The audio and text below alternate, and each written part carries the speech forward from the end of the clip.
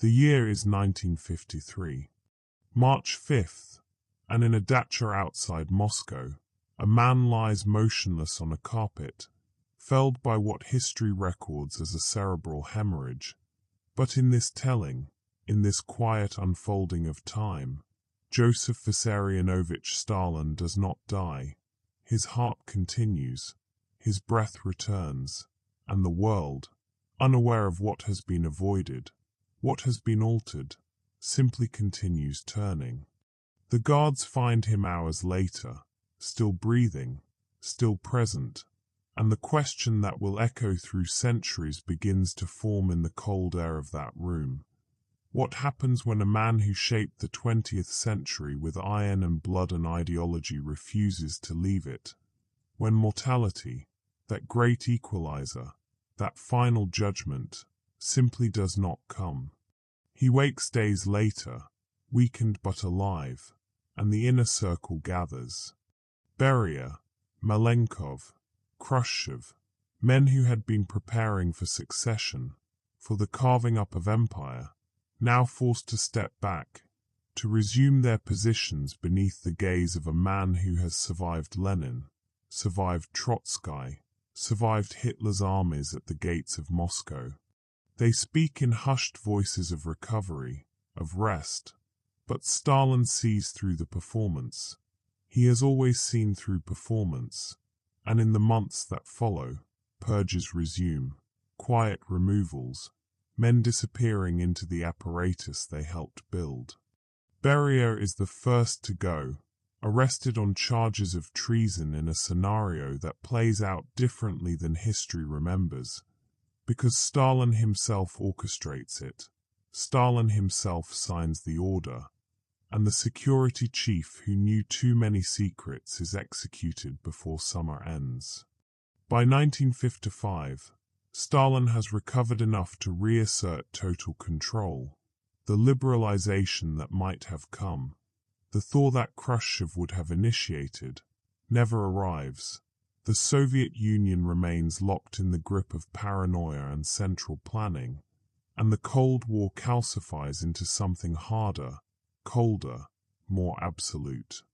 There is no secret speech denouncing the cult of personality, because the personality himself still sits in the Kremlin, still signs documents, still watches. The gulags continue operating, perhaps with slightly fewer inmates as economic pragmatism slowly, reluctantly creeps into even Stalin's calculations. But the mechanism remains, the fear remains, and dissent is crushed with the efficiency of long practice. And Stalin, now in his 70s, begins to feel the weight of time differently, not as an ending but as an expansion. He who remade a nation, who turned an agrarian empire into an industrial colossus through sheer brutal will, now faces decades he never anticipated. The Korean War ends much as it did in our timeline, an exhausting stalemate, but Stalin's continued presence means the Sino-Soviet relationship develops along different trajectories. Mao Zedong, that other great communist visionary, cannot position himself as co-equal leader of the communist world while Stalin lives. The split that would have come in the 1960s is delayed, sublimated, transformed into something more complex, more subterranean. The two men meet occasionally, and there is respect, but also competition, also the tension of two egos too large to share one ideological space. 1958, 1959, and Stalin, now approaching 80, has become something unprecedented in Soviet politics, an aging dictator who has outlived the revolutionary generation, who has outlived the war generation, who persists as the embodied memory of October 1917, of the Civil War, of collectivization and industrialization and the Great Patriotic War. The younger members of the Politburo, men like Brezhnev and Kosygin, have known no other leader, have spent their entire adult lives in the shadow of this one man, and the Soviet system, designed around the cult of Lenin and extended through the cult of Stalin, has no mechanism for transition while he lives. He watches the launch of Sputnik in 1957 with satisfaction. The space race that will define the next decades begins under his watch, and he pours resources into it, seeing in the cosmos a new arena for demonstrating Soviet superiority.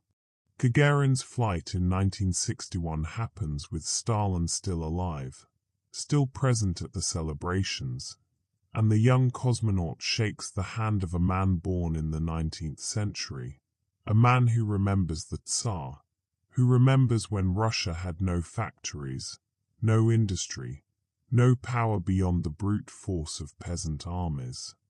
The symbolism is not lost on anyone. The Soviet Union, reaching toward the stars, still anchored to the brutal pragmatism of its longest-serving leader. Stalin's health becomes a matter of obsessive state concern. Teams of doctors attend him constantly, monitoring every vital sign, every fluctuation in blood pressure, every irregularity in heartbeat. The medical establishment of the entire Soviet Union is mobilized to keep this one man alive, and resources flow to the task that might otherwise go to hospitals, to research, to public health. But no one questions this allocation, not openly, because Stalin's survival has become synonymous with Soviet survival. His life has become the foundation upon which the entire political structure rests. And so the doctors work, and Stalin endures, and the state holds its collective breath. But age does what politics could not. Stalin's movements slow, his public appearances become rarer, and by the early 1960s, much of the day-to-day governance has shifted to committees, to bureaucratic mechanisms that function in his name, but without his direct intervention. Yet his presence remains, a weight on every decision, a reference point that cannot be ignored. When the Berlin Wall goes up in 1961, it is approved by a leadership that still reports to Stalin, still frames decisions in terms of what the old man would accept. The concrete barrier that will divide a city for decades is built on Stalin's watch, becomes part of his legacy, another monument to the system he created. The Cuban Missile Crisis of 1962 unfolds with Stalin still nominally in power, though clearly diminished. Khrushchev, who in this timeline never achieved full leadership, handles the negotiations with Kennedy, but the ultimate authority still rests with the man in the Kremlin, and perhaps this changes the calculations. Perhaps Kennedy, facing not the unpredictable Khrushchev but the cautious, cynical Stalin, approaches the crisis differently, or perhaps Stalin, weakened by age, delegates more freely, trusts his subordinates to manage the Americans. The world steps back from nuclear annihilation, but the path taken is subtly different, the consequences rippling outward in ways that will only become clear decades later. By 1965, Stalin has entered his 10th decade, a phenomenon that medical science struggles to explain, that propagandists struggle to mythologize without seeming absurd. He is wheeled to important meetings, his voice a rasp, his mind still sharp in moments but clouded in others. The Soviet gerontocracy that would characterize the Brezhnev era begins earlier, more extremely, with a leader who simply will not die, who cannot be removed, around whom the entire system has organized itself. And the younger generation of apparatchiks, those who entered the party in the 50s and 60s, find themselves perpetually waiting, perpetually subordinate, unable to advance to the highest levels because Stalin occupies the summit and shows no signs of vacating it. The Vietnam War escalates, and Soviet aid flows to Hanoi, but Stalin's strategic caution means the support is carefully calibrated, never quite enough to provoke direct American intervention against Soviet forces. He remembers the costs of war too well, remembers Stalingrad and Kursk and the 20 million dead, and while he supports communist expansion, he does so with the pragmatism of someone who has seen what total war actually means. The younger firebrands in the Politburo, those who came of age after 1945, chafe against this caution, but they cannot act while Stalin lives. And so Soviet support for North Vietnam is substantial but restrained, weapons and advisors but not divisions, aid but not commitment, and the war drags on longer perhaps than it might have otherwise. 1968, and the Prague Spring presents a crisis. Dubček's reforms in Czechoslovakia threaten the ideological uniformity Stalin has spent decades enforcing. The decision to invade is made, but Stalin, even in his advanced age, insists on overwhelming force, on absolute suppression. There will be no half measures, no allowance for socialism with a human face. The tanks roll into Prague, and the message to the Eastern Bloc is clear. As long as Stalin lives, there will be no deviation, no experimentation, no loosening of central control. The photographs of Soviet tanks in Wenceslas Square are approved by a man who remembers the Russian tanks rolling through the same streets in 1945, who sees history as a continuous struggle that requires constant vigilance, constant force. And yet, paradoxically, the Soviet economy begins to stagnate precisely because Stalin lives.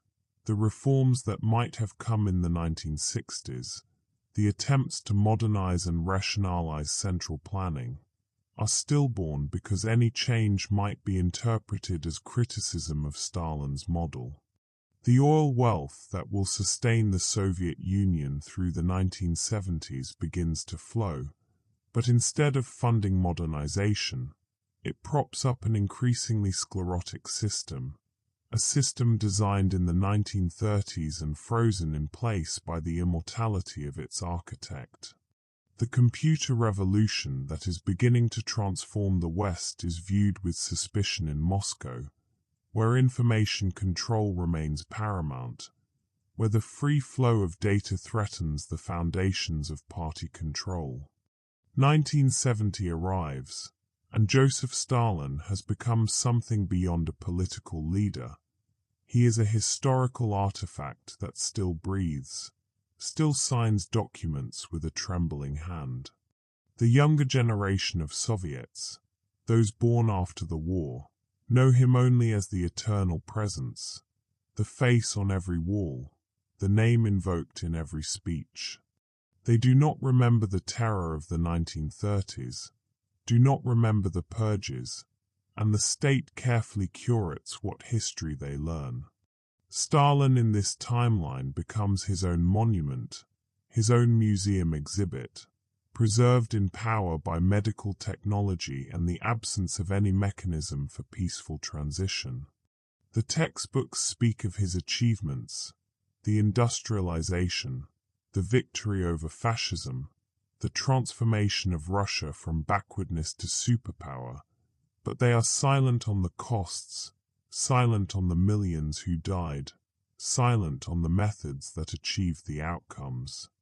The Politburo by now functions as a collective dictatorship, making decisions in Stalin's name, occasionally wheeling him out for ceremonies where he sits silent, watched by cameras that broadcast his continued existence to a population that has begun to whisper, is he truly alive?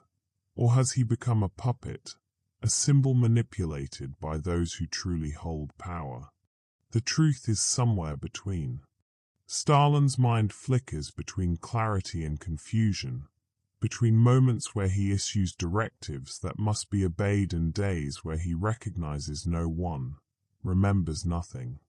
And the doctors who attend him walk a careful line, keeping him alive but also managing his interactions, filtering what he sees, what he hears, shaping the information that reaches him to avoid agitation, to avoid the outbursts that occasionally still erupt when something triggers the old paranoia, the old suspicion. Détente with the West proceeds more slowly in this timeline. Nixon's visit to China in 1972 still happens, but the triangular diplomacy is complicated by Stalin's enduring hostility to any accommodation with capitalism. Brezhnev, who in this timeline never fully consolidates power, negotiates soothe, but the arms limitation agreements are weaker, more hedged, because Stalin, even diminished, represents a faction that refuses significant compromise. The Cold War remains colder, the possibility of coexistence more distant, and the arms race continues consuming resources that both sides can increasingly ill afford. The Soviet Union by the mid-70s is spending perhaps 25% of its GDP on defense, on maintaining parity with America, on supporting client states, and the civilian economy suffers accordingly. And through it all, Stalin ages. His 100th birthday in 1979 is marked with celebrations that feel forced, surreal, a man born when Alexander III ruled Russia, when the Ottoman Empire still existed, when the map of Africa was being carved by European powers, has now survived into the age of space stations and microprocessors. The cosmonauts on the Salyut station send greetings to Earth, to a leader who remembers horses and telegrams as cutting-edge technology. The disconnect between Stalin's formative experiences and the world of the late 20th century has become a chasm, and yet the Soviet system cannot bridge it while he lives. There are cultural artifacts from this period that capture the absurdity. Comedians in the West joke about Stalin's immortality. Cartoonists draw him as a mummy, as Dracula, as various undead creatures. And even in the Soviet Union, where such humor is forbidden, there are underground jokes, whispered stories about the man who refuses to die. The 1980s dawn, and the Soviet Union faces a crisis that Stalin's continued existence has both caused and prevented. The invasion of Afghanistan in 1979 proceeds with his tacit approval, one of his final major policy decisions, and it becomes a bleeding wound, a grinding conflict that drains resources and morale. Stalin, who remembers the brutal efficiency required to defeat the Nazis, cannot understand why the Red Army struggles against Afghan guerrillas. His frustration, expressed in rambling, sometimes incoherent directives, creates confusion in the military hierarchy, where generals must balance tactical reality against the demands of a leader whose understanding of modern warfare is frozen in 1945. The war drags on through the early 80s, and the Soviet Union finds itself in the same trap that consumed America in Vietnam.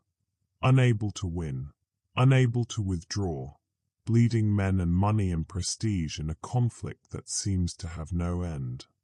The Mujahideen, supplied with American weapons, inflict steady casualties, and the zinc coffins return to Soviet cities, creating a generation of mothers who lose sons to a war they do not understand, for objectives no one can clearly articulate.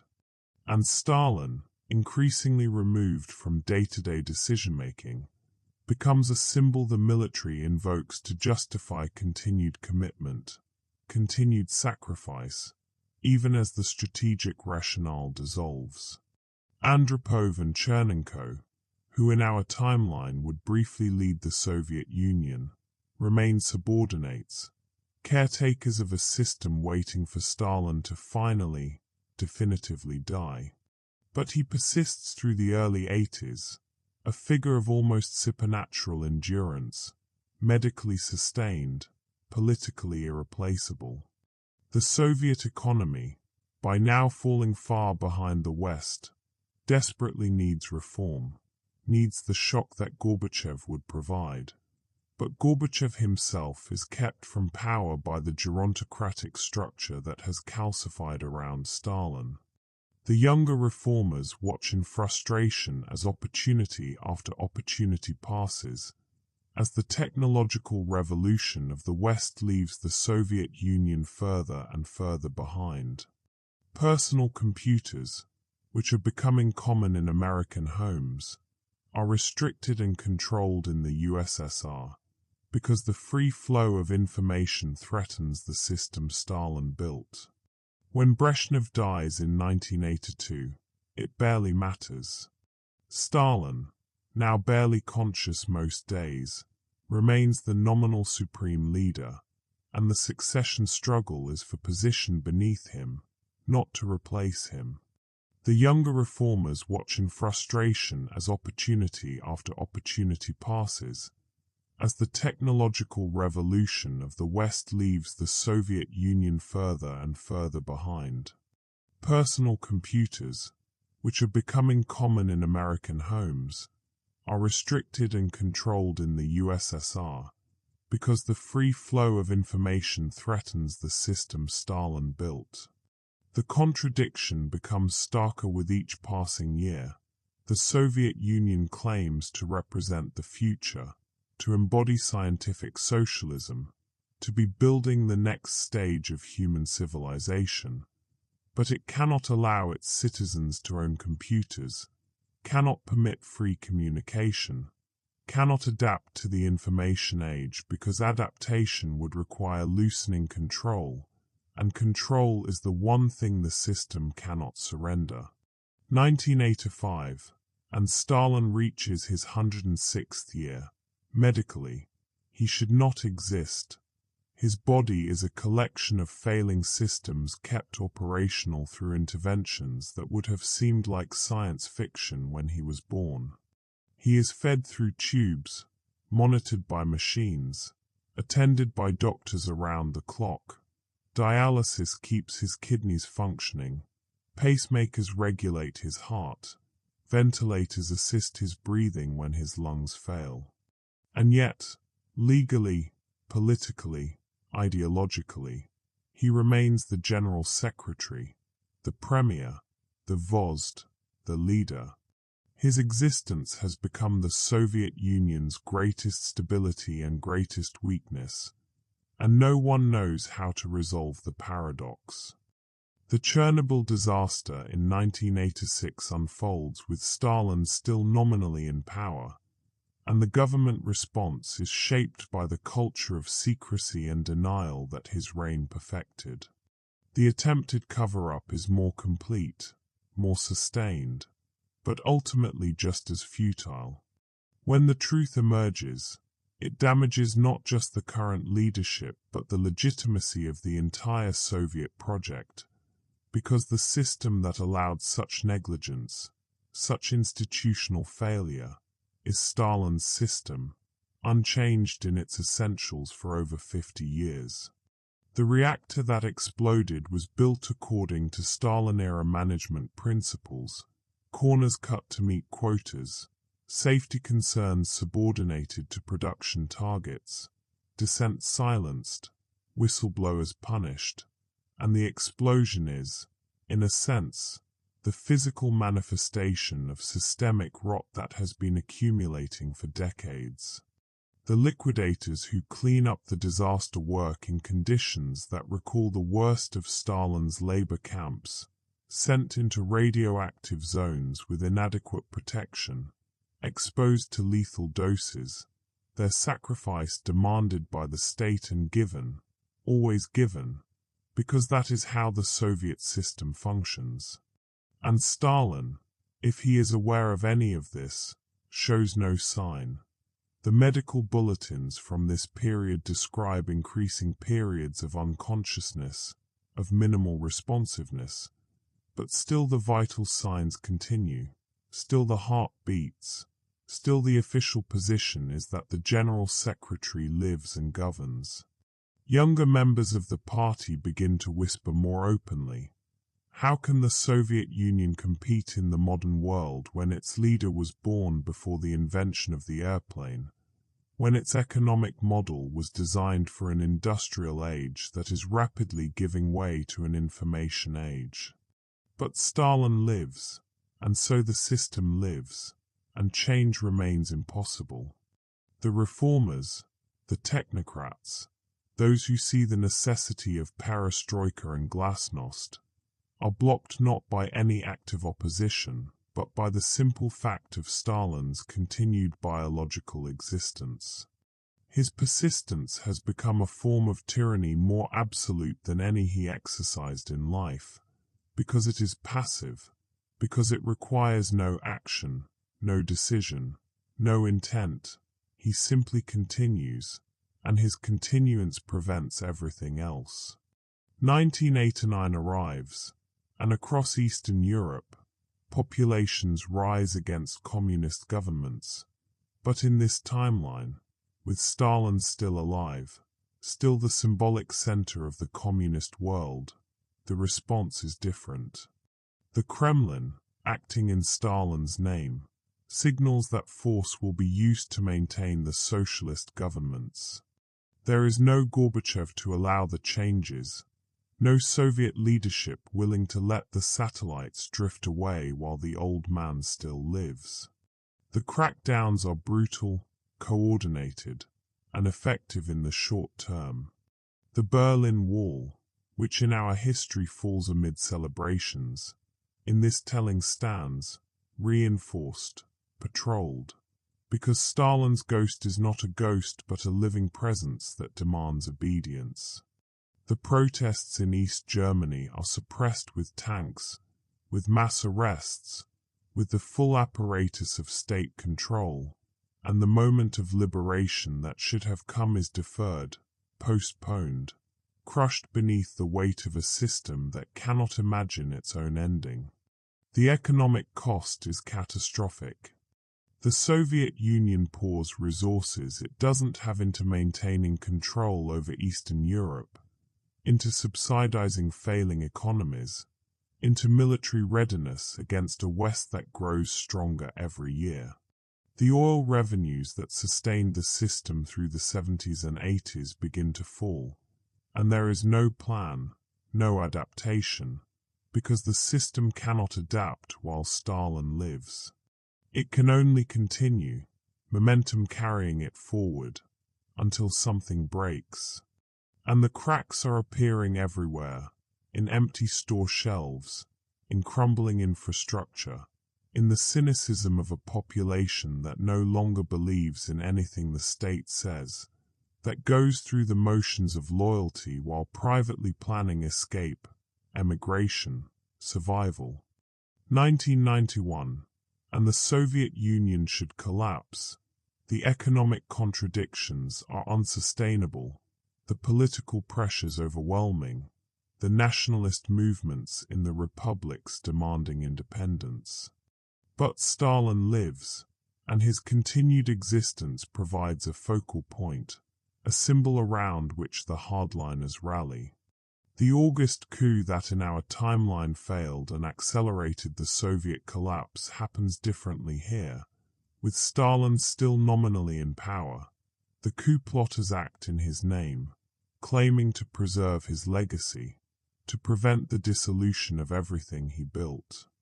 They invoke his memory, his authority, his vision, and enough of the military, enough of the security services, enough of the bureaucracy responds. The coup succeeds, not through popular support but through military force and the paralysis of opposition. Yeltsin and the other reformers are arrested.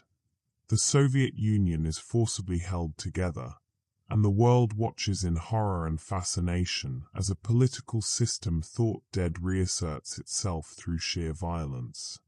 Stalin, now 112 years old, is wheeled out for a televised address he cannot deliver. Someone reads words in his name, and the message is clear. The Soviet Union will continue, must continue, because Stalin wills it, because Stalin lives. The footage is grotesque, surreal, a man clearly beyond any capacity for governance presented as the source of authority, and yet the fiction holds because the alternative is civil war, is chaos, is the uncontrolled disintegration of a nuclear-armed empire. But biology cannot be denied forever. By 1992, Stalin has become a medical miracle and a political nightmare. He is kept alive by machines, by procedures, by interventions that cost millions of rubles while the Soviet economy crumbles. The hardliners who acted in his name now find themselves trapped by his persistence. They cannot move forward with him alive, cannot institute the changes necessary for survival, but they also cannot let him die, because his death would remove their claim to legitimacy. And so they are frozen, paralyzed, presiding over a slow-motion collapse they cannot prevent and cannot acknowledge.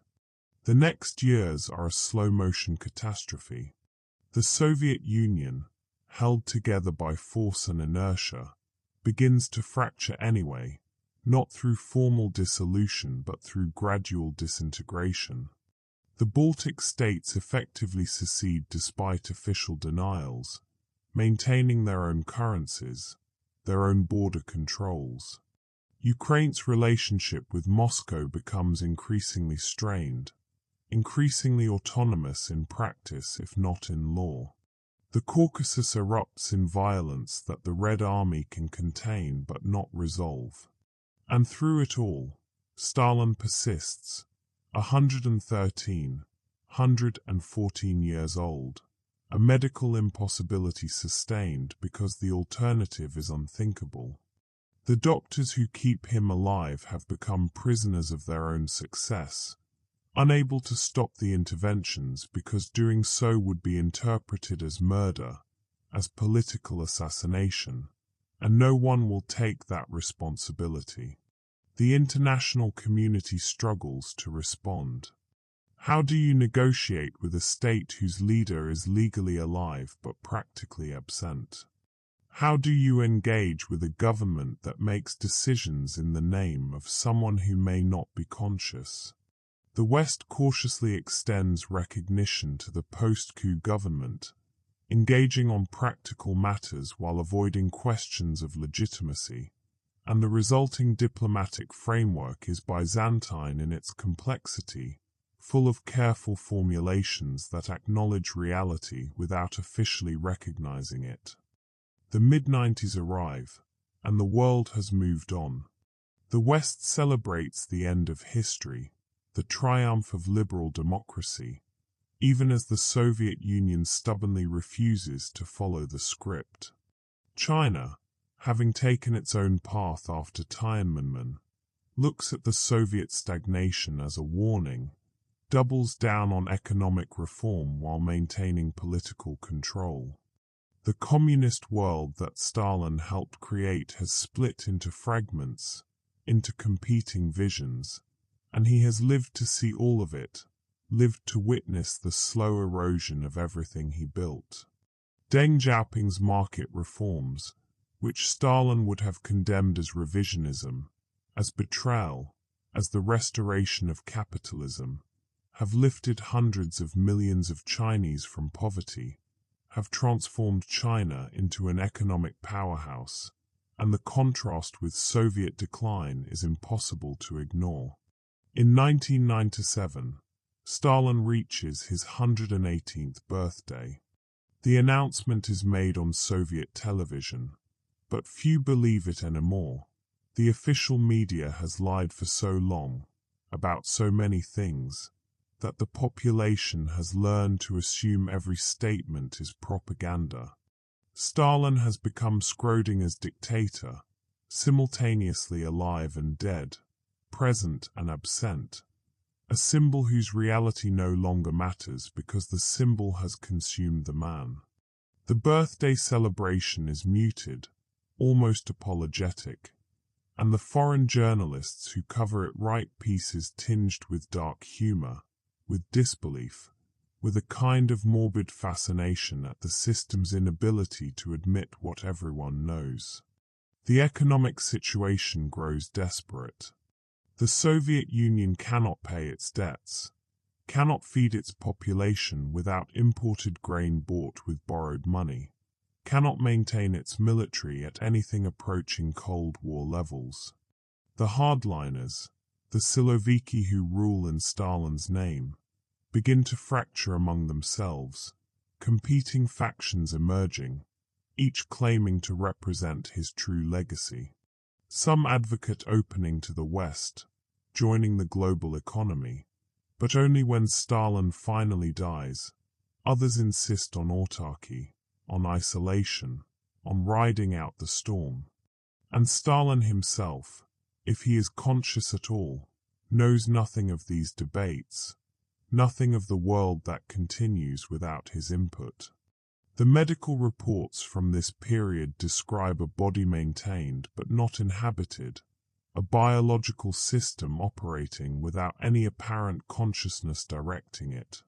The year 2000 approaches, and the Y2K panic that grips the West is compounded in the Soviet Union by genuine systemic fragility. The computer systems that exist are ancient, poorly maintained, incompatible with modern standards. The nuclear arsenal, the pride of Soviet power, is guarded by technology from the 1960s and 70s, updated sporadically, maintained by technicians working with equipment older than they are. The transition to the new millennium happens without catastrophe, but it's a near thing, a reminder of how precarious the entire structure has become. And Stalin, transitioning from the 20th century into the 21st, becomes the only human being to have lived in 3 centuries, a statistical curiosity that the propagandists try to spin as achievement, but that most people see as grotesque absurdity. 2001, and Stalin has now lived through 3 centuries, born in the 19th, shaped by the 20th, persisting into the 21st. The September 11th attacks on America create a strange moment of convergence.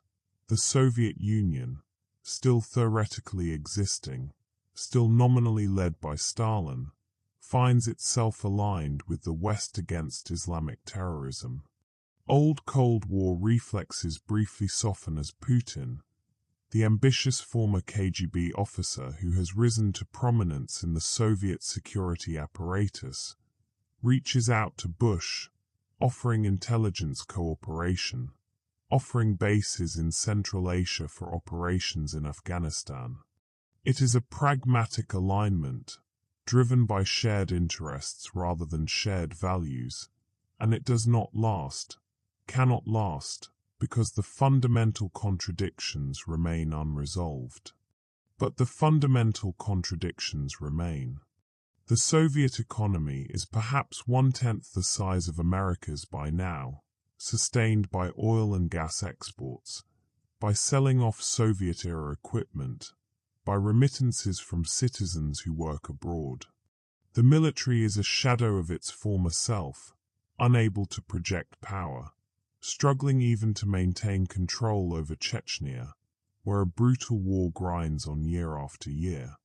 And Stalin, if the reports are true, if he still lives, is 122 years old, a biological impossibility maintained in a facility somewhere outside Moscow, attended by doctors who have spent their entire careers keeping one man alive. The cost has become almost incalculable, not just the direct medical expenses but the opportunity cost, the resources that might have gone to modernization, to education, to infrastructure, instead diverted to maintaining one body, one symbol, one fiction. The 2000s progress and the rising powers are China and India, economies that have embraced market reforms while maintaining authoritarian political systems. The Soviet model, Stalin's model, appears increasingly anachronistic, a relic of a different age. Young Soviets, those born in the 80s and 90s, have no memory of Soviet power, no lived experience of the Cold War. They grow up with contraband American movies, with smuggled Western music, with satellite television that cannot be fully blocked. They see the prosperity beyond the borders, see the poverty within, and they wonder why their country, their vast resource-rich country, cannot seem to join the modern world. The brain drain accelerates. Anyone with skills, with education, with options, leaves, for the West, for China, for anywhere that offers opportunity, and the Soviet Union is left with the old, the trapped, the ideologically committed, and those too poor to escape. Discussions begin, quietly at first, then more openly, about what happens when Stalin dies, about transition plans, about constitutional reforms, about how to transform the Soviet system into something sustainable. But these discussions always end the same way. He hasn't died yet, and until he does, nothing can change. The system built around his personal authority cannot be reformed while that authority, however nominal, however theoretical, still exists. There are think tanks, policy institutes, groups of intellectuals and reformers who have prepared detailed plans for post-Stalin governance, for economic transition, for political opening. But the plans remain theoretical, academic, because implementation requires Stalin's death, and that death refuses to come. 2008, and the global financial crisis hits a Soviet economy already fragile, already dependent on commodity exports. The price of oil crashes, and with it, the revenues that have kept the system functioning. Pensions go unpaid, government salaries are delayed, the infrastructure continues to decay. Protests erupt in major cities, larger than anything seen since the early 90s, and they are met with force, with arrests, with the familiar tools of repression.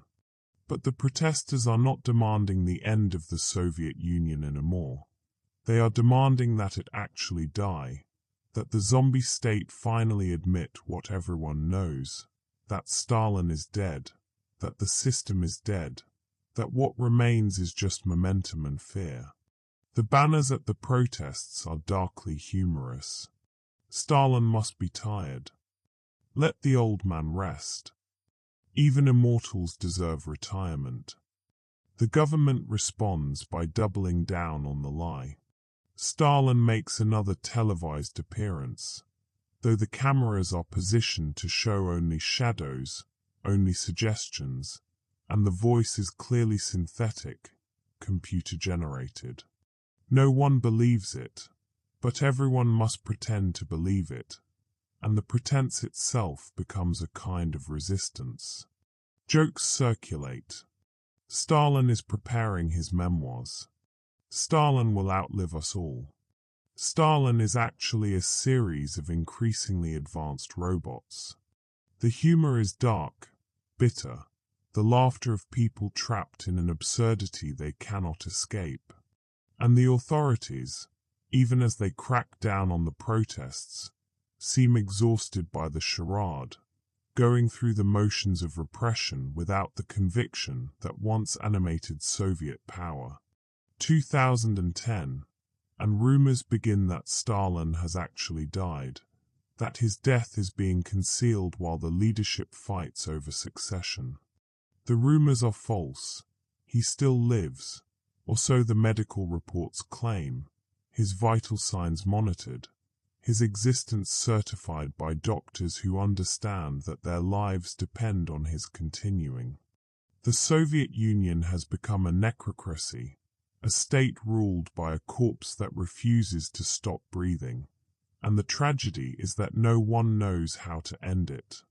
There is no constitutional mechanism, no political process, no cultural script for this situation. The legal framework assumes a leader who can govern, and when he cannot, it assumes he will die or be removed. But Stalin does neither, and so the system simply freezes, unable to move forward, unable to move back. And yet, life continues. People fall in love, have children, find joy where they can. The Soviet Union of the 2010s is not the totalitarian nightmare of the 30s and 40s. Surveillance is less effective. Control is less complete. The fear has faded to a kind of cynical resignation. People work their jobs, support their families, navigate the dysfunctional system with practiced skill. The West mostly ignores them, focuses on China and the Middle East and climate change, and the Soviet Union becomes a forgotten crisis, a problem postponed, a question no one wants to answer. International institutions treat it as a special case, allowing it to maintain UN Security Council membership despite its obvious dysfunction, engaging with it on specific issues while avoiding broader questions of legitimacy. 2014, and Ukraine explodes in revolution. The Euromaidan protests that overthrow Yanukovych create a crisis that echoes differently in a world where the Soviet Union never fully dissolved. Putin, the power behind Stalin's throne, faces a choice: allow Ukraine to drift toward the West, to potentially join NATO and the EU, or intervene to preserve Soviet influence. The annexation of Crimea proceeds, but the aftermath is different. The Soviet Union, technically still existing, is subjected to Western sanctions that devastate an already fragile economy. The isolation deepens, the hardship increases, and still Stalin lives, now 135 years old if the official records are true. The sanctions bite deeply, cutting off access to Western technology, to capital markets, to the integration with global economy that might have modernized the Soviet system. The propaganda has become more sophisticated, more postmodern. The state no longer tries to convince anyone that Stalin is actively governing, but instead suggests that his continued existence is itself sufficient, that he represents historical continuity, that as long as he lives, the Soviet Union lives. It's a bizarre argument, almost mystical, and it satisfies no one, but it provides cover for the Siloviki to maintain control, to resist change, to preserve their positions. The television broadcasts feature philosophers and theologians discussing Stalin's symbolic importance, his role as living memory, his function as anchor point for national identity, and the whole discourse has a quality of desperation, of grasping for justification where none exists. 2016 brings Trump and Brexit, the rise of populism in the West, and for a moment it seems like the ideological tide might shift back toward authoritarianism, toward state control. But the Soviet Union cannot capitalize on Western dysfunction because it is too broken, too discredited, too obviously a failure. The Chinese model of authoritarian capitalism attracts far more interest than the Soviet model of centralized planning. Stalin's system, even sustained into the 21st century, offers nothing the world wants to emulate. The think pieces written in this period describe the Soviet Union as a cautionary tale, as proof that political systems cannot survive past their historical moment, as evidence that trying to preserve the past only ensures continued failure. The Syrian civil war, the refugee crisis, the wars in Iraq and Afghanistan, global events continue, and the Soviet Union is marginal to all of them. It provides some support to Assad, sells some weapons, offers diplomatic backing at the UN, but it is no longer a superpower, no longer a pole in a bipolar world. It has become a regional power at best, a stubborn holdout from the 20th century, increasingly irrelevant to the shape of the 21st. The foreign ministry staff watch global affairs unfold without them, understanding that decisions are made in Washington and Beijing, in Brussels and Delhi, but not in Moscow, not anymore. 2020 arrives, and with it a global pandemic. COVID-19 sweeps across the world, and the Soviet Union, with its decrepit healthcare system, its distrust of international cooperation, its culture of secrecy, suffers enormously. The death toll is officially modest, but everyone knows the real numbers are far higher. Hospitals overflow, medicines run short, and the government's response is chaotic, contradictory, hampered by the same institutional paralysis that has gripped the country for decades. The medical establishment, already stretched thin by the demands of keeping Stalin alive, struggles to cope with mass illness, and the prioritization of resources becomes a source of public outrage. And Stalin is kept in isolation, protected from infection by protocols that transform his medical facility into a fortress. If he dies of COVID, the symbolism would be too perfect, too devastating, and so extraordinary measures are taken, resources diverted from public health to ensure his survival. The contrast between the care lavished on 141-year-old Stalin and the care available to ordinary Soviets becomes a source of bitter resentment, even among the usually apathetic population. Nurses and doctors working double shifts in overwhelmed hospitals know that somewhere, an entire medical team attends one ancient body, and the injustice of it burns. The pandemic reveals something else, something that has been building for years. The younger generation of the leadership, those in their 50s and 60s, have begun to question whether Stalin's survival is actually advantageous. His existence has provided stability, yes, continuity, yes, but it has also prevented adaptation, prevented the Soviet Union from evolving into something that might actually survive.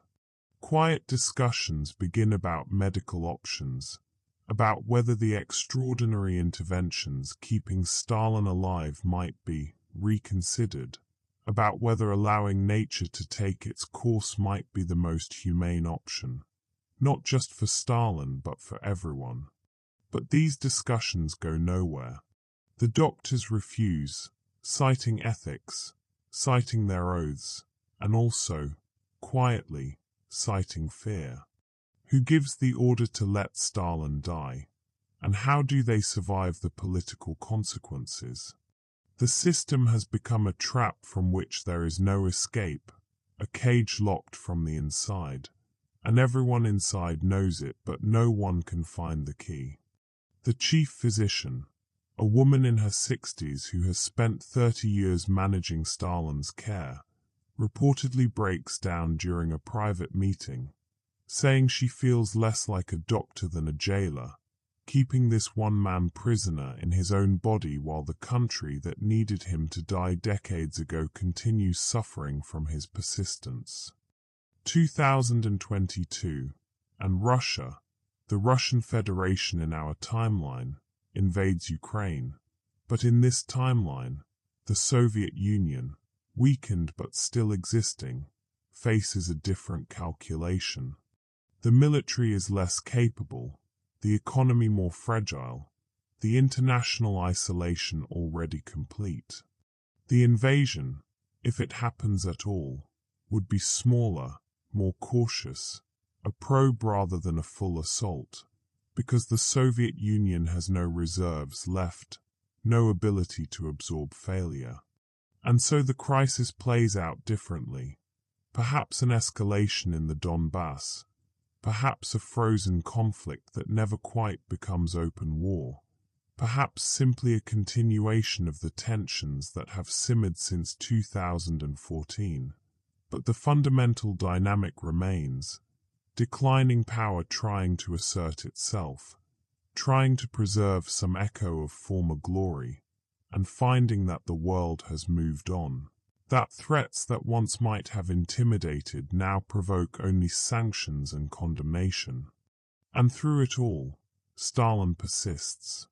The medical bulletins continue, each one a masterpiece of ambiguity, suggesting life without confirming consciousness, acknowledging existence without proving agency. He has become Schrödinger's dictator in the most literal sense, a political entity whose state cannot be determined without observation, and observation is forbidden. The facility where he is kept has not been independently verified in years, and some now speculate that the whole thing is a charade, that Stalin died years ago, decades ago, that the leadership has been maintaining the fiction because they cannot face the alternative, because the system's legitimacy rests on his living presence, however nominal. But then, occasionally, there are leaks, photographs that appear online, quickly deleted but cached, shared, analyzed, showing medical equipment, showing what might be a figure in a bed, showing enough to sustain the possibility that the reports are true. And each leak generates a new wave of speculation, a new round of debates, a new chapter in the longest political drama of the modern age. Forensic analysts examine the images, looking for evidence of manipulation, for signs of authenticity, and the technical discussion becomes a proxy for larger questions about truth, about belief, about what happens when a state's foundational claims can neither be proved nor disproved. The younger Soviets, those born in the 21st century, find the whole thing absurd. They have grown up in a country trapped in amber, unable to move forward, unable to let go of the past, and they are tired of it. They stream Western content, use VPNs to bypass government censorship, chat with friends in other countries who marvel at the Soviet Union's continued existence. They are not ideological, not committed to communism or capitalism or any system. They just want their country to be normal, to function, to offer them opportunities rather than obligations. They speak of the Stalin problem, the way previous generations might have spoken of a natural disaster, something beyond human control, something that simply must be endured until it passes. 2024, and Stalin would be, if the records are accurate, 145 years old, an age beyond any verified human lifespan, an age that suggests either medical miracles or elaborate fraud, and probably both. The Soviet Union staggers on, sustained by inertia and oil exports and the sheer difficulty of dismantling something so vast, so complex, so entangled with the lives of millions. The bureaucracy that runs the country has become expert at maintaining systems that should have collapsed decades ago, at keeping dysfunctional institutions operational through sheer stubborn persistence, and in that sense they have become perfect reflections of the man in whose name they govern. The war in Ukraine, if it happened, has settled into a grinding stalemate, neither side able to achieve victory, both exhausted by the effort. The Western sanctions remain in place. The Russian economy, the Soviet economy, has contracted further, and living standards for ordinary people have fallen to levels not seen since the 90s. There is talk of bread lines returning, of rationing, of the old Soviet dysfunctions reappearing in new forms. The state has resorted to increasingly desperate measures to maintain basic services, printing money that fuels inflation, demanding loans from China that come with conditions, selling off assets that cannot be replaced. And yet, there are also glimpses of change, of possibility. Local governments in the Far East, in regions that Moscow can barely monitor, have begun to experiment with market reforms, with private enterprise, with cross-border trade that officially doesn't exist. The center is too weak to enforce total control, and so at the margins, quietly, a different kind of Soviet Union is emerging, one that might survive Stalin's eventual death, one that might adapt. The governor of Vladivostok essentially runs an autonomous economic zone, trading freely with Japan and South Korea, and when Moscow issues directives, they are acknowledged and then quietly ignored. It is decentralization by default, federalism through state failure, and it may be the only thing preventing total collapse. The leadership, or what passes for leadership in the collective system that has evolved, begins to discuss, very carefully, what they call the transition. Not the transition that will happen when Stalin dies, but the transition that must begin before he dies, the preparation necessary to ensure the Soviet Union survives the loss of its eternal leader. Plans are drawn up, revised, drawn up again, constitutional amendments that would shift power to collective bodies, economic reforms that could be implemented incrementally, diplomatic initiatives to reduce isolation. But implementation requires acknowledging that Stalin will die, and that acknowledgement remains politically impossible, remains the one truth that cannot be spoken even as everyone knows it. 2025, and the world has moved into an age of artificial intelligence, of quantum computing, of technologies that would seem like magic to the young Georgian revolutionary who once robbed banks to fund the Bolshevik cause. The Soviet Union, still existing, still claiming legitimacy, is absent from these developments. Its scientists, underfunded and isolated, cannot compete with Silicon Valley or Shenzhen. Its economy, designed for industrial production, cannot adapt to information services.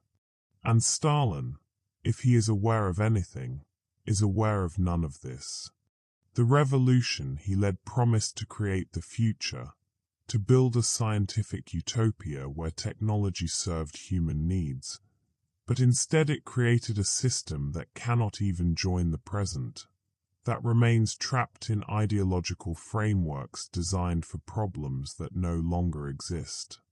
There are moments, according to those who claim to have access, when Stalin's eyes open, when he seems to focus on a face, when he might be experiencing some fragment of consciousness. But whether those moments contain thought, whether the neurons firing in that ancient brain form anything like awareness, is unknown and probably unknowable. He has become a biological process maintained at enormous cost, a heart that beats, lungs that fill and empty, a brain that shows activity on scans but might be producing only noise, only static. The philosophical questions are profound. At what point does a human life cease to be a life and become merely a body? When does medical intervention become torture? Who has the right to make these decisions when the patient cannot, and the Soviet Union, having committed itself to Stalin's immortality, cannot engage with these questions without undermining its own foundations? The cost of keeping Stalin alive has become a public scandal. Investigative journalists, the few who still operate in the Soviet Union, have calculated billions of rubles spent on medical care, on facilities, on staff, on equipment, money that could build hospitals, schools, infrastructure. The government does not deny the spending, but justifies it with appeals to history, to legacy, to the symbolic importance of Stalin's survival. And most people have stopped listening, stopped caring, resigned themselves to the absurdity. There is a fatalism that has settled over Soviet society, a sense that nothing will change, nothing can change, that they are all passengers on a ship whose captain is long dead, but whose wheel remains lashed in place, sailing on toward no destination. 2026, the year we have now reached, the present moment in this strange unfolding, and Joseph Stalin has somehow persisted into his 147th year, an impossibility that has become mundane through repetition, through the sheer duration of the phenomenon. The Soviet Union he created, the system he imposed, the ideology he championed with terror and blood, all have outlived their relevance, outlived their moment, and yet they continue because he continues, because the corpse that might not be a corpse refuses to release its grip on power. And the tragedy, the deep and ironic tragedy, is that Stalin, who trusted no one, who eliminated anyone who might threaten his position, who built a system around his own indispensability, has achieved the most complete form of political control imaginable. He has made himself so essential that even his death cannot be permitted, even his suffering cannot be acknowledged. Even his humanity has been sacrificed to maintain the system he created. The news reports today, in February of 2026, make no mention of Stalin except in the historical context, in retrospectives about the 20th century, in documentaries about the Cold War. But in the Kremlin, in the bureaucratic apparatus that still calls itself Soviet, his existence is the central fact around which everything else must navigate. Decisions are still officially made in his name. Policies are still justified by reference to his legacy, and the fiction continues because no one knows how to end it.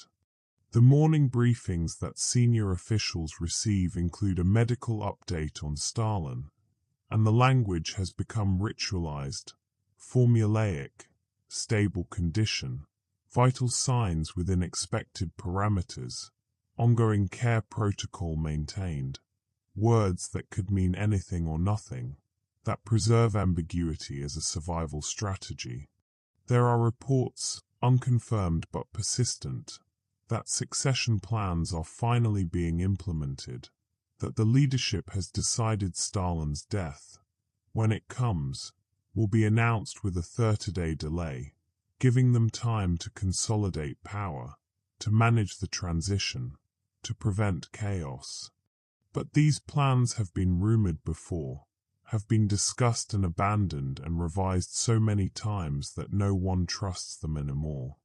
The Soviet Union has been preparing for Stalin's death for 70 years, and the preparation has become an end in itself, a bureaucratic process that generates documents and committees and contingency plans but never actual action. There are offices in Moscow staffed by people whose entire careers have been spent planning for post-Stalin governance, updating protocols that have never been implemented, rehearsing scenarios that never arrive. The world outside watches with a mixture of fascination and horror. How can a political system, a modern state, function this way? How can millions of people live in a country where the leader is possibly dead, probably incapacitated, but officially immortal? Sociologists study it, political scientists write papers about it, and everyone agrees it's unprecedented, unsustainable, bizarre, and yet it sustains. It continues, day after day, year after year. The academic literature on the Soviet Union has shifted from analysis of its policies to analysis of its impossibility, from studying what it does to studying how it continues to exist at all. And somewhere, in a facility whose location is a state secret, in a room attended by doctors and nurses and security personnel, Joseph Vissarionovich Stalin either lives or doesn't, breathes or doesn't, thinks or doesn't, and the uncertainty itself has become the defining feature of the state he created, a state built on ambiguity and fear and the manipulation of truth, now trapped by its own methods, unable to acknowledge reality because reality has become ideologically unacceptable. The head nurse, according to one leaked account, describes her work as tending to history, and the phrase captures something essential. They are not caring for a patient but maintaining a symbol, and the symbol's needs have consumed everything else. The memories Stalin might have, if consciousness flickers anywhere in that ancient mind, would span epochs. He would remember, if memory functions, the dirt streets of Gori, the seminary where he lost his faith, the underground meetings of revolutionaries planning the impossible. He would remember the arguments with Lenin, with Trotsky, the struggle for power after the revolution, the brutal logic that led from theory to terror. He would remember the collectivization, the famine in Ukraine, the show trials, the purges, the millions who died on his orders or through his indifference. He would remember the Nazi invasion, the desperate defense, the turning of the tide, the march to Berlin. He would remember Yalta, Potsdam, the division of Europe, the Cold War's opening moves. He would remember Stalin's own thoughts, if he could form thoughts, on what his legacy would be, on how history would judge him. And the irony is that he has lived long enough to see that judgment rendered, to see his system fail, to see everything he built begin its slow collapse. But whether he remembers anything, whether the neurons that might fire form patterns that constitute thought, whether there is any subjective experience in that failing body, no one knows. The doctors monitor brain activity, record data, publish papers in obscure medical journals about the limits of human longevity, about the effects of life extension on cognitive function, but they cannot tell us whether anyone is home, whether the person who was Stalin still exists in any meaningful sense. The scans show activity, electrical impulses, but pattern recognition algorithms cannot distinguish between consciousness and noise, between thought and random firing. And so the question remains unanswered, perhaps unanswerable, and in the absence of certainty, the state chooses to assume life, to act as if Stalin remains Stalin, even as evidence suggests otherwise. And perhaps it doesn't matter. The Stalin who shapes the world now is not the man in the medical facility, but the idea of the man, the symbol, the ghost that haunts Soviet politics even as the biological original fades into irrelevance. He has become myth while still technically alive, has transformed from person to archetype, from leader to legend, and the legend is more powerful than the reality, more durable than flesh. The young Georgian revolutionary who helped topple the Tsar has become an immortal tyrant who cannot be toppled, and the transformation is complete not because of what he achieved but because of what he has prevented. All the changes that might have come, all the reforms that might have modernized his system, all blocked by his simple continued existence. The Soviet citizens going about their daily lives in 2026 do not think about Stalin much. He is background radiation, a constant presence so ubiquitous it becomes invisible. They worry about jobs, about inflation, about the quality of schools and hospitals, about the same things people everywhere worry about, and Stalin is relevant only insofar as his continued existence prevents the reforms that might address their concerns. He is not feared anymore, not revered, but simply endured, a fact of life like gravity or weather, something that shapes circumstances but cannot be directly engaged. The older generation, those who remember when Stalin was actively feared, find this indifference almost shocking, but also strangely liberating. The terror has faded even as the tyrant persists, and what remains is bureaucratic dysfunction without ideological fervor, repression without conviction. There are those who argue, in academic papers and policy discussions, that Stalin's survival has actually benefited Russia, that the chaos of the 90s was avoided, that the oligarchic looting was prevented, that stability, however stagnant, is preferable to the turmoil of transition. They point to the Soviet Union's territorial integrity, mostly maintained, to the absence of civil war, to the preservation of social services, however degraded. And there is some truth to this, some kernel of validity in the argument that Stalin's immortality imposed a kind of order, however dysfunctional. The Yugoslav wars, the violence that consumed the Balkans when communism fell, did not occur in the Soviet Union, perhaps because the system never fully fell, never created the power vacuum that violence rushed to fill. But others counter that the cost has been catastrophic, that an entire century has been lost, that generations have grown up and grown old in a system that offered them no voice, no choice, no opportunity to shape their own collective destiny. They argue that the Soviet Union of 2026 is a museum piece, a living fossil, that its people deserve better than to be exhibits in Stalin's endless exhibition. And there is truth in this too, a deeper truth perhaps, about the human cost of stability purchased through stagnation. The opportunity cost of 70 years without political evolution, without adaptation to changing circumstances, without the creative destruction that allows societies to renew themselves, is incalculable. The debate continues in journals, in universities, in late-night conversations, but it changes nothing.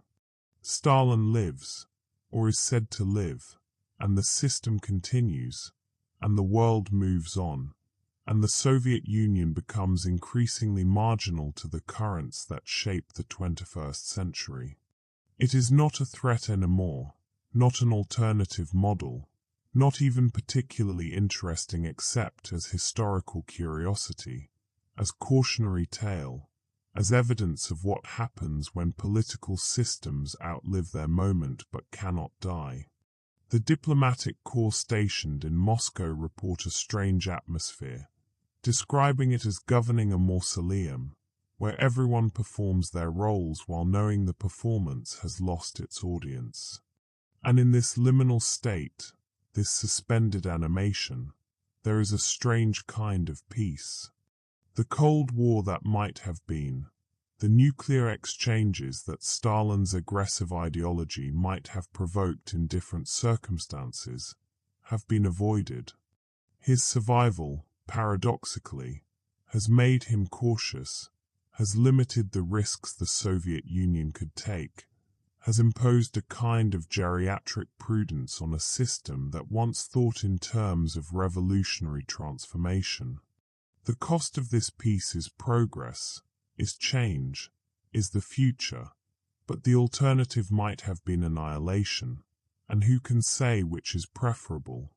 Some historians argue that Stalin's immortality saved the world from nuclear war, that his risk aversion as he aged prevented the Cuban Missile Crisis from escalating, prevented conflicts that might have spiraled out of control, and in this reading, His persistence was humanity's reprieve, bought at the price of Soviet vitality. February 2026, and the snow falls on Moscow as it has fallen for centuries, indifferent to politics, indifferent to ideology, covering the city in white silence.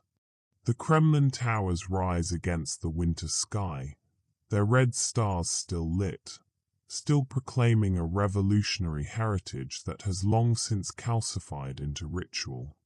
Somewhere in that complex of buildings, officials attend meetings, draft reports, make decisions that affect millions of lives, all in the name of a man who may or may not be aware of their existence.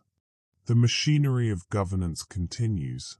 Bureaucrats fill out forms, policies are implemented, and the Soviet Union functions in a minimal sense, providing basic services, maintaining order, persisting through momentum when purpose has long since evaporated. The younger generation, those born in the 2000s and 2010s, have begun to organize, quietly, carefully, building networks of dissent that exist primarily online, in encrypted chats, in forums that appear and disappear as the authorities try to monitor them. They do not call for revolution, do not advocate violence, but they demand change, demand that the Soviet Union acknowledge the 21st century, demand a future that is not held hostage by the past. Their slogans are simple. Let history die. The future cannot wait. We are not your museum, and they spread through social media, through graffiti, through flash mobs that assemble and disperse before security can respond. The movement is leaderless by design, distributed, resilient, learning from the failures of previous generations who tried to organize hierarchically and were easily decapitated by state security. The authorities respond with the usual tools: arrests, harassment, censorship. But the young have learned to adapt, to be fluid, to avoid providing targets the state can easily eliminate. The dissent is diffuse, decentralized, impossible to fully suppress without shutting down the entire internet, and even the Soviet Union, even Stalin's system, has become too dependent on digital infrastructure to attempt complete isolation. And so a strange equilibrium emerges, the state controlling physical space, the dissidents controlling virtual space, neither able to fully defeat the other. The Interior Ministry reports describe with frustration how protests dissolve before police arrive, how online forums regenerate under new names, how the youth have turned digital technology into a tool for resistance in ways that Soviet control mechanisms cannot counter. And Stalin, if he knows anything, knows none of this. The revolution that occurred in his name, the state that was built to realize his vision, the decades of struggle and suffering and triumph and tragedy, all have led to this moment, this strange anticlimax, this slow fade into irrelevance. He has outlived his era, outlived his relevance, outlived any purpose his survival might serve, and yet he persists, biological momentum carrying him forward into a future he cannot comprehend and did not imagine. If consciousness flickers in that ancient mind, if there are moments of awareness in the darkness, what must it feel like to have become your own worst creation, to have transformed from revolutionary to obstacle, from builder to blockage? But these are questions without answers, speculations about an inner life that may not exist. The question everyone asks, in Moscow and beyond, is simple. When will Stalin die? But the question has lost its urgency, lost its edge, become almost rhetorical. He has been dying for 70 years, has been at death's door so many times that the door itself seems to have disappeared, become a passage that leads nowhere, a threshold that cannot be crossed. Perhaps he is already dead, has been dead for years, and the state simply continues the pretense because the truth is too complicated to acknowledge. Perhaps he is alive in some technical sense, brain activity and heartbeat, but without anything resembling consciousness.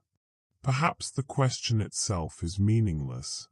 Perhaps Stalin has transcended the categories of living and dead to become something else entirely, a political phenomenon that exists beyond biology, a symbol that has consumed the person who created it.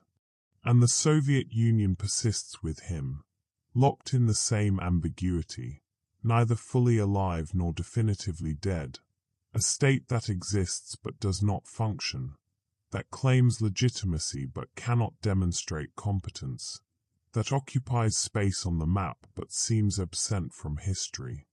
It has become a ghost country, haunting the 21st century, a reminder of the 20th century's ideological battles, its totalitarian experiments, its vast human costs. The maps still show it, airlines still fly to its cities, its representatives still attend international conferences, and yet there is a quality of unreality to all of it, as if the Soviet Union has become a collective hallucination that everyone agrees to maintain because no one knows how to stop. The future, whatever it holds, will have to wait. Stalin will die eventually, must die eventually. Biology is not infinitely malleable, and the medical miracles that have sustained him cannot continue forever. And when he does, when the announcement finally comes, the Soviet Union will face the reckoning it has postponed for generations. The transition will be chaotic, the outcome uncertain, the possibilities ranging from gradual reform to sudden collapse to violent fragmentation. There are plans for all contingencies, documents sealed in safes, protocols that will be activated, institutions that will attempt to manage the transition, but no one knows if they will work, if the system can survive the loss of the symbol that has held it together for so long. But that is tomorrow's crisis, and tomorrow has been arriving for 70 years without ever quite reaching today. The present stretches on, indefinite and indefinable, and the Soviet citizens wake each morning to a reality that feels provisional, temporary, like they are living in an extended pause before history resumes. The schools still teach, the factories still operate, the trains still run, and people still plan for futures they are not certain will arrive, still raise children who may inherit either a reformed nation or a failed state or something entirely unimaginable. And so the snow continues to fall on Moscow. The officials continue to govern in Stalin's name. The people continue to live their lives around and through and despite the dysfunction. And Joseph Stalin, born 1878, architect of the Soviet Union, survivor of revolution and war and purge and Cold War and the collapse that never quite came, persists into 2026, into an age he does not understand, leading a country that no longer exists except in the stubborn insistence that it must, because he lives, because he endures, because history, like biology, sometimes refuses to follow the script, and the future, the impossible future where Stalin never died, continues to unfold, second by second, breath by breath, into whatever comes next, into decades more perhaps, if the medical technology continues to advance, if the state maintains its commitment, if the fiction holds, or into sudden collapse tomorrow, if some system fails, if some doctor makes a decision, if reality finally overwhelms the machinery of denial. The uncertainty itself has become the defining characteristic of the Soviet condition, a state where nothing can be known, nothing can be planned, where the most basic fact about the future, when the past will finally release its hold, remains unknowable, suspended between possibility and impossibility, between life and death, between now and then, in the eternal present of Stalin's endless winter.